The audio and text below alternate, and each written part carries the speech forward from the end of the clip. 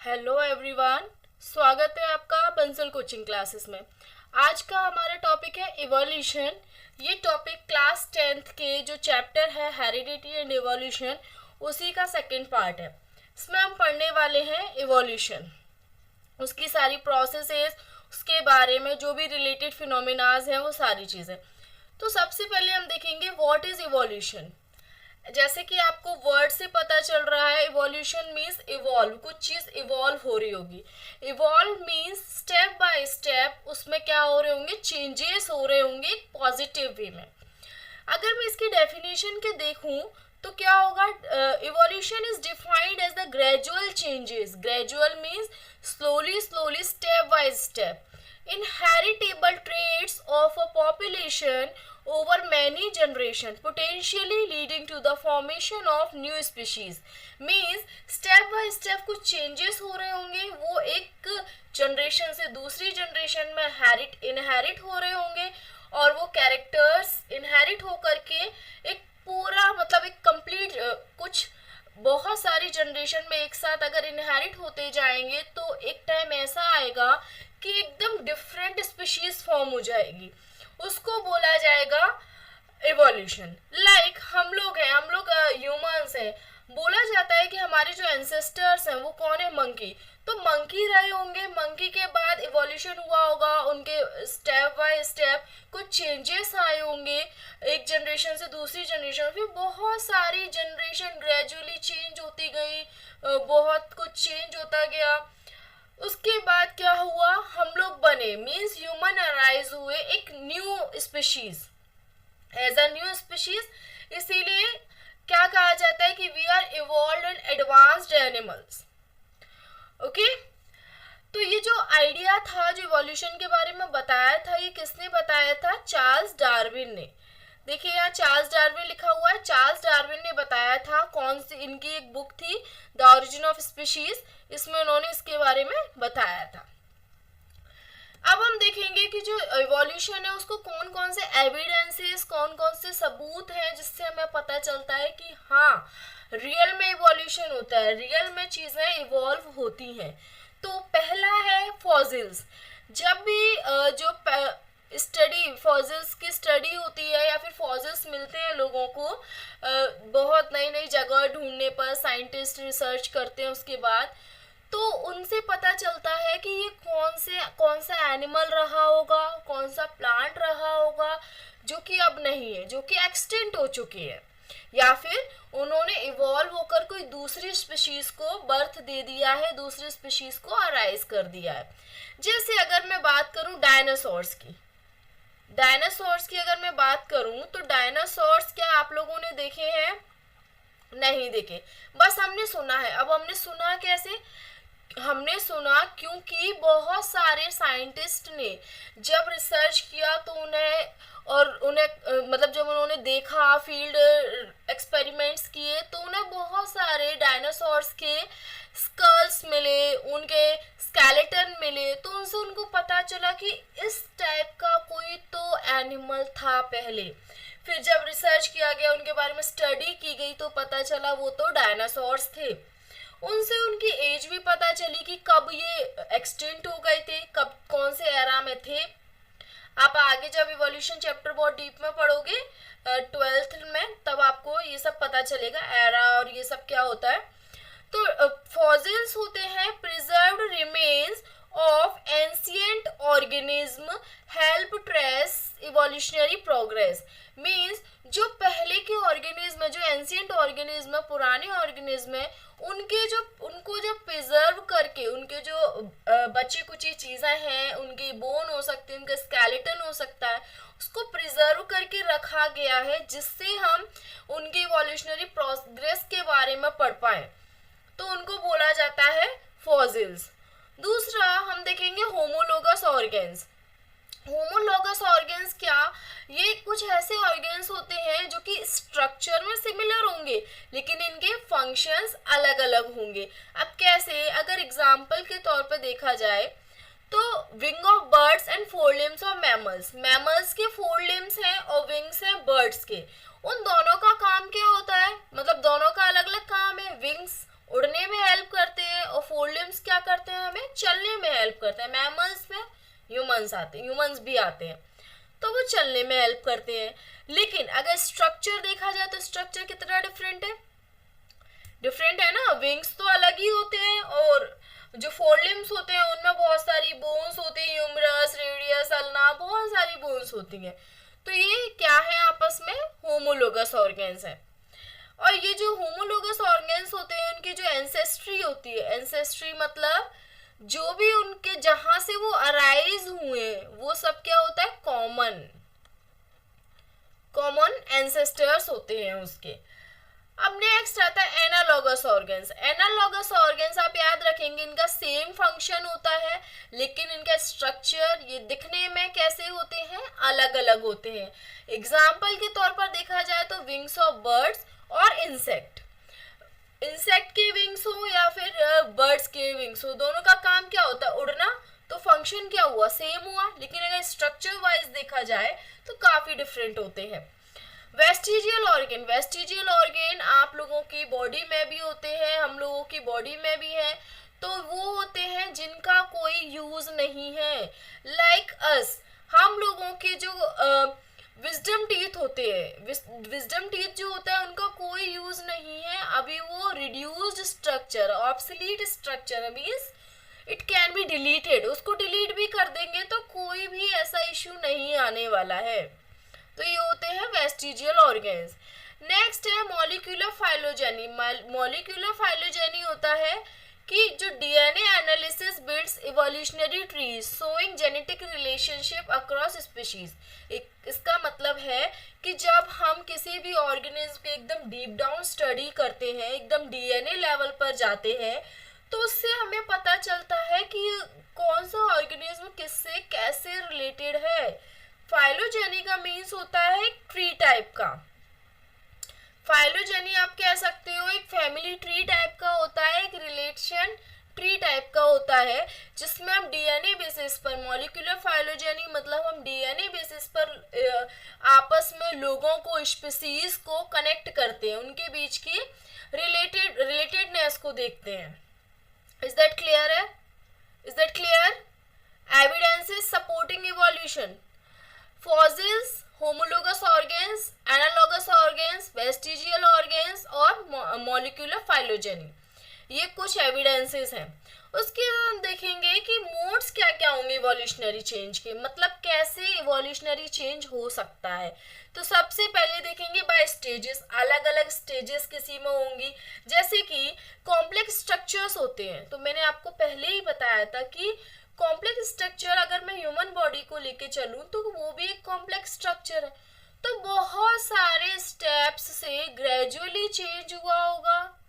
ऐसा तो नहीं कि पहले मंकी से डायरेक्ट ह्यूमन इवॉल्व हो गए, नहीं, मंकी से दूसरे टाइप का मंकी बना होगा, फिर उससे दूसरे टाइप का, फिर एक प्रिमिटिव टाइप का ह्यूमन आया होगा, फिर थोड़ा सा एडवांस, फिर बहुत advance.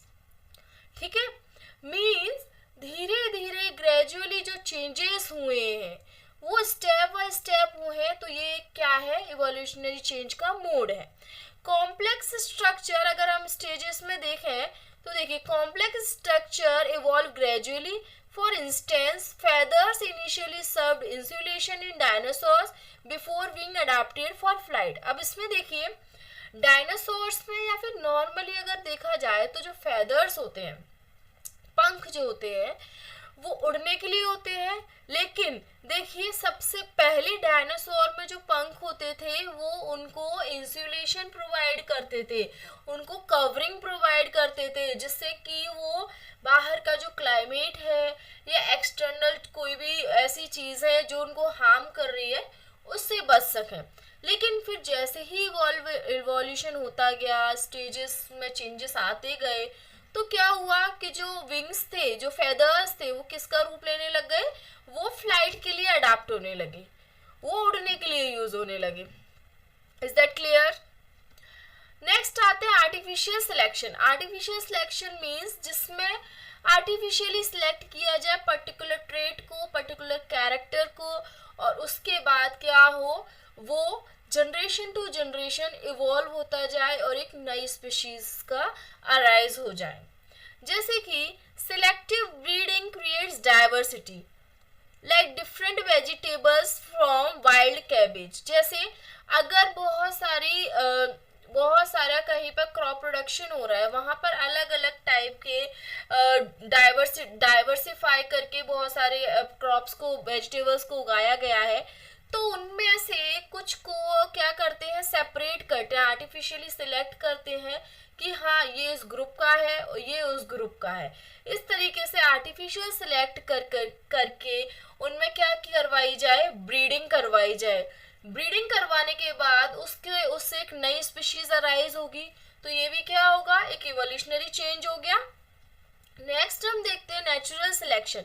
Natural selection means survival and reproduction of organism with favourable traits result in evolution over time. मतलब कोई ऑर्गेनिज्म है वो मतलब पर्टिकुलर ऑर्गेनिज्म का सर्वाइवल रेट और उसकी रिप्रोडक्टिव रेट दोनों को देखा जाता है कि कोई ऑर्गेनिज्म किस हद तक सर्वाइव कर पा रहा है, किस हद तक वो मतलब अपने लिए स्ट्रगल करने के बाद सरवाइव कर पा रहा है। एक रिप्रोडक्शन रेट होती है, मींस एक टाइम में कितने नंबर ऑफ स्पीशीज, कितने नंबर ऑफ ऑफस्प्रिंग वो जनरेट कर पा रहा है। तो इसके बेसिस पर नेचर में नेचुरल सिलेक्शन होता है। नेक्स्ट है जेनेटिक ड्रिफ्ट। जेनेटिक ड्रिफ्ट मतलब रैंडम चेंज। हमारे जो भी फ्रीक्वेंसीज हैं, एलील फ्रीक्वेंसीज, जो भी कैरेक्टर्स है, उनमें रैंडम चेंज आ जाना, एकदम से चेंज आ जाना। तो random shifts in allele frequencies specially in small population can cause evolutionary change without selection। Last है हमारा स्पेशिएशन। स्पेशिएशन मतलब दूसरी नई स्पीशीज का फॉर्मेशन। अब इसमें कैसे हो सकता है, एक या तो ऐसे हो जैसे कोई माइग्रेट करके दूसरी जगह चली जाए, एक टाइप की स्पीशीज है वो माइग्रेट करने के बाद दूसरी जगह चली गई, तो वहां पर उनको वो हैबिटेट पसंद आने लगा, वहां पर वो रहने लगी, उनको अच्छा लगने लगा, वो सरवाइव करने लगी, तो उन्होंने क्या किया, वहां पर रहना शुरू कर दिया। तो वो वहां पे क्या हुआ, उन्होंने अपने आप को ज्योग्राफिकली आइसोलेट कर लिया।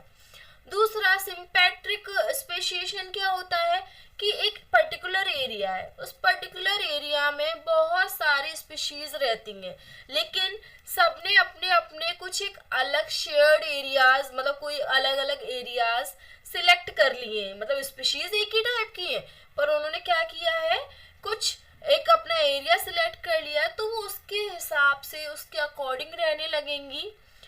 तो क्या होगा, इससे जो एक ही स्पीशीज है एक दूसरी स्पीशीज है, इन दोनों स्पीशीज में क्या होगा, कुछ जेनेटिक डिफरेंसेस आ जाएंगे। आपस में वो दोनों क्या होंगी, सिंपैट्रिक स्पेशिएशन होंगी, मतलब एक लैंड को शेयर करने वाली, एक एरिया को शेयर करने वाली स्पीशीज होंगी। और एलोपैट्रिक में तो एरिया ही अलग हो गया, एकदम आइसोलेट हो गए, दूसरे एरिया में पहुंच गए। Is that clear? तो मोड्स ऑफ इवोल्यूशनरी चेंज कौन कौन से हैं, स्टेजेस में चेंज हो सकता है, आर्टिफिशियल सिलेक्शन हो सकता है, नेचुरल सिलेक्शन हो सकता है, जेनेटिक ड्रिफ्ट हो सकती है और स्पेशिएशन। अगर मैं लेमार्क की, जब हम इवोल्यूशन पढ़ते हैं तो हमें लेमार्क की थ्योरी और डार्विन की थ्योरी दोनों पढ़ना पड़ता है। सबसे पहले अगर मैं लेमार्क की थ्योरी, लेमार्किज्म में जाऊं, तो उन्होंने बताया था use and disuse of organs. Use and disuse of organs मतलब जितना आप जिस ऑर्गेन को यूज करेंगे वो उतना ज्यादा इवॉल्व होता जाएगा। तो इसमें उन्होंने एक एग्जाम्पल दिया था डायनासोर का, जिराफ का एग्जाम्पल दिया था उन्होंने, कि जिराफ क्या करता था, बहुत ट्रीज काफी लंबे लंबे होते थे, तो जिराफ अपने नेक से ट्रीज की जो लीव्स हैं उनको खाने का ट्राई करता था। तो वो जितना वो ट्राई करता था उतना ज्यादा अपने एफर्ट से उसने क्या किया, उसकी गर्दन लंबी होती गई। तो ये उनकी थ्योरी थी कि use and disuse of organ से जिराफ ने क्या किया, अपनी नेक को इलोंगेट कर दिया। देखिए यहाँ लिखा हुआ है giraffe neck elongation via effort. दूसरा इन्होंने बताया inheritance of acquired traits. Acquired traits कुछ कैरेक्टर्स होते हैं जो अभी मैं आपको बताऊंगी आने वाली स्लाइड में।